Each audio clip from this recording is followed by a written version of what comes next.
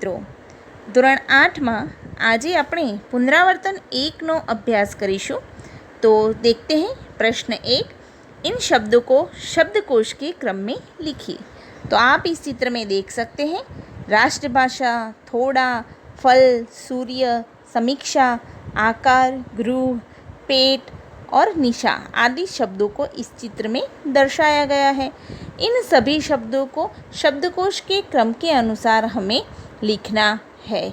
तो बच्चों, 7वीं कक्षा में हम शब्दकोश का क्रम बहुत अच्छे से सीखे थे, और फिर भी अगर किसी को इसमें समझ नहीं आता तो मैं आपको वर्णमाला का क्रम और साथ में स्वरों का क्रम ये भेज रही हूँ, जिससे आप शब्दकोश का क्रम एक बार फिर से समझ लें। तो यहाँ पे इस प्रश्न का उत्तर तो मैं आपको सिखाती हूँ, समझाती हूँ। तो शब्दकोश के क्रम में सबसे पहले हमें स्वरों को लेना है, स्वर को लेना होता है। तो इन सभी शब्दों में जो चित्र में है उन सभी शब्दों में स्वर कौन सा, स्वर से शुरू होने वाला शब्द कौन सा है, तो वो शब्द है आकार। तो सबसे पहले कौन सा शब्द आएगा? आकार। उसके बाद आपको वर्णमाला, जेम कि આપણે ગુજરાતીમાં કહીએ છીએ કક્કો, तो उसके जो व्यंजन हैं उन शब्दों को लेना है जिससे जो व्यंजन से शुरू होते हैं और वर्णमाला के क्रम में है। तो सबसे पहला है गृह, उसके बाद देखिए थोड़ा, निशा, पेट, फल, राष्ट्रभाषा, समीक्षा और सूर्य। इस प्रकार शब्दकोश का क्रम आपको लिखना है। और उसके बाद प्रश्न 2, इन शब्दों का लिंग परिवर्तन कर वाक्य में प्रयोग कीजिए। तो आपको कौन से शब्द दिए गए हैं?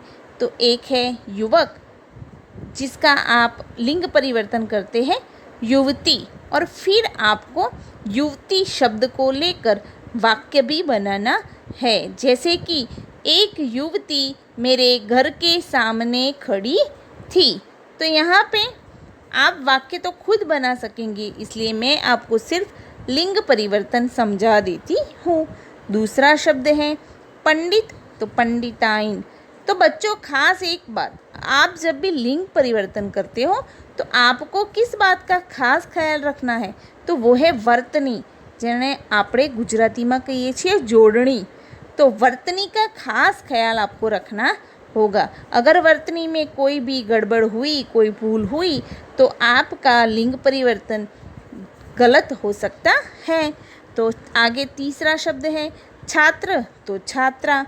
चौथा है अध्यापक, तो अध्यापिका। यहाँ पे छोटी ई, प की मात्रा में छोटी ई आएगी। आगे मतलब हसवई।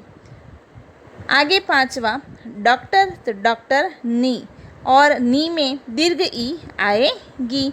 और छठा है माली, तो माली शब्द जब लिखते हैं तो उसमें दीर्घ ई होती है, किंतु जब उसका लिंग परिवर्तन होता है, जैसे कि मालीन, तो मालिन लिखते समय ध्यान रखिए कि वहाँ जो दीर्घ ई है वो जब लिंग परिवर्तन करते हैं तो हस्वई बन जाती है। अब आगे तीसरा प्रश्न है कि निम्नलिखित शब्दों का वचन परिवर्तन कर वाक्य में प्रयोग कीजिए। तो दोनों प्रश्नों में, दूसरे प्रश्न में भी वाक्य प्रयोग आपको खुद करना है। आप 8वीं कक्षा में है तो कर सकेंगे। उसी प्रकार तीसरे प्रश्न में भी वाक्य प्रयोग आपको खुद करना है। मैं आपको वचन परिवर्तन करके दिखा देती हूँ। तो देखिए मूर्ति, तो मूर्ति, या दिशा, तो दिशा ए। अब मूर्ति, तो मूर्तियाँ लिखते हैं तो या तो पीछे लगता है, ऊपर चंद्रबिंदी भी लगती है। उसी प्रकार दिशाएं, तो पीछे एड़ी का ए और चंद्रबिंदी लगती है।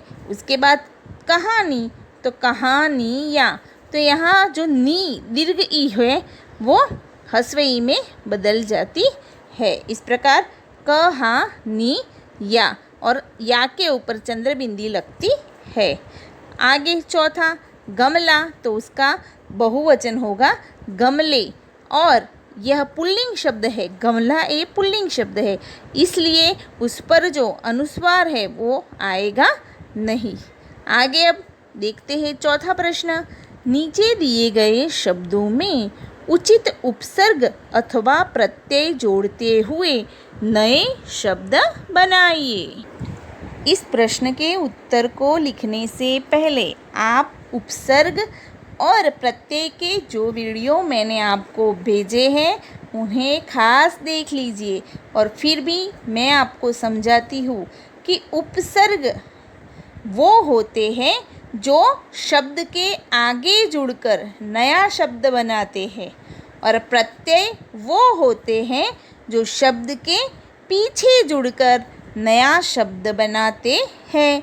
तो यहाँ पे आपको रिक्त स्थान मतलब खाली जगह दी गई है, तो उनमें आप देख सकते हैं कुछ शब्दों के आगे रिक्त स्थान है मतलब खाली जगह है, तो कुछ शब्दों के पीछे रिक्त स्थान है मतलब खाली जगह है।